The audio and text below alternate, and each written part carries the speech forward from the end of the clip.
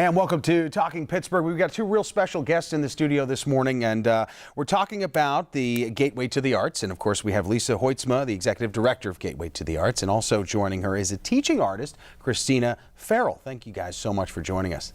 Thank you. All together now. That was perfect. Wow. And not rehearsed. Yeah. You guys have a great program, and we want to show the folks at home a little bit about it right now, real quick.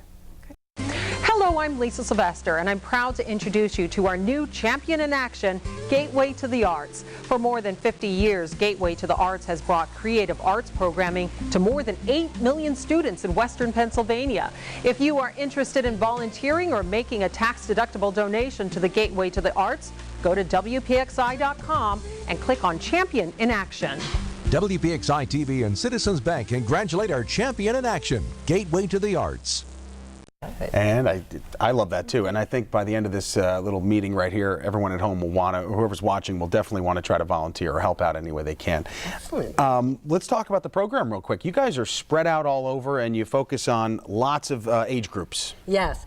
Well, Gateway to the Arts has been working with professional performing and visual artists in communities throughout Western Pennsylvania since 1957.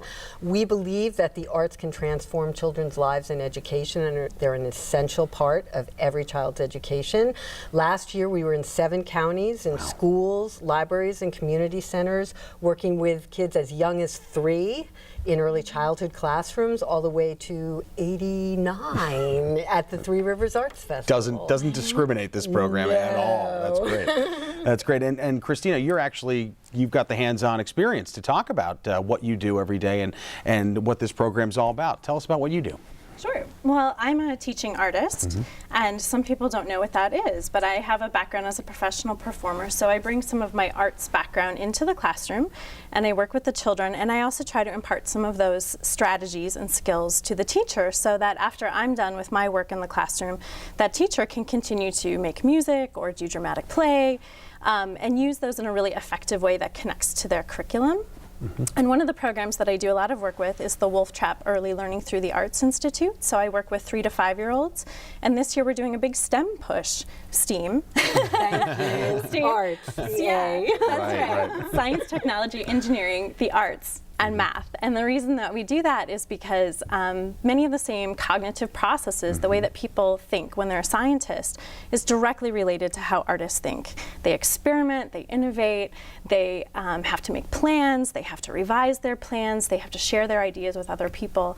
And that's what scientists do, and that's what artists do. So there's a lot of overlap, and it's a really natural connection to make in the classroom, and it allows children to learn with their body, with their voices, with their imaginations, which is the best way for children to learn. Just another form of expression, and 3 to 5-year-olds, there's probably a lot of expression happening. Oh, a lot of expression. Get your hands full, I'm sure. This program, I'm looking at some numbers here. You've, handled more than 7 million lives in this program. It's been around since 1957, of course, but you guys are going in the right direction. And we were talking about how it provides kind of an outlet for kids, something else besides their regular studies. Art kind of gets lost in the shuffle if you think about it. A lot of times it does these days, and yet we were just speaking in the green room with an educator. Arts are the way kids learn. They learn by doing.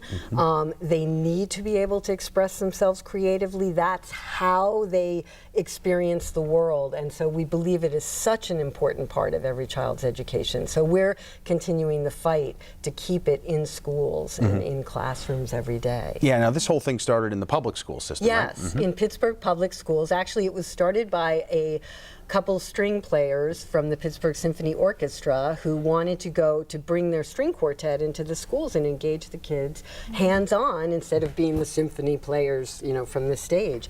And it grew throughout the years. We were initially called Gateway to Music. A lot of people know that name in Western PA. And we added different arts disciplines. Every year we reach over 60,000 children and adults through our work, and 130 different forms of artists and ensembles work through us with the communities that we serve. Wow.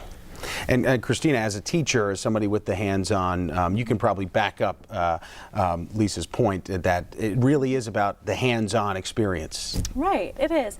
An example I like to use is thinking of early childhood. If you take the story, The Three Little Pigs, traditionally a teacher might just read the book and the children learn the story. But when you see an artist working in the classroom, those kids are actually going to be acting out the story. They're going to be solving those problems. They're going to be building. They're going to be thinking about the social issues in the story and interacting. So they're really exploring every facet of that. And when we talk about what we want to see in education, we want children to be really learning in a deep way and exploring not just surface topics or a surface look at what they're learning, but really digging deep. And that's what you're going to see when an artist is in the classroom. You're going to see those kids exploring their learning in 100 different ways, and it's going to reach every child in an independent and unique way that's really going to stick with them. And that's what we see as artists, is we see, sometimes I'll go back to a classroom a year later and they'll say, oh, do you remember when we did this and we did that? So that learning is really potent and it sticks with the kids. Yeah, these are obviously activities these kids will remember for fun reasons and for learning purposes. But right here, here's the info, folks at home. I would say go to the website for all the information you need, right? Absolutely. Okay, guys. Well, thank you so much for joining us. We really appreciate it. Good luck with the program. Thank you. You've had good luck, obviously, so we just hope those numbers continue to rise and all the lives you're influencing. Lisa Hoitsma and Christina Farrell. Guys, thanks so much. Great. Thanks. Appreciate Thank it. you. We'll be right back.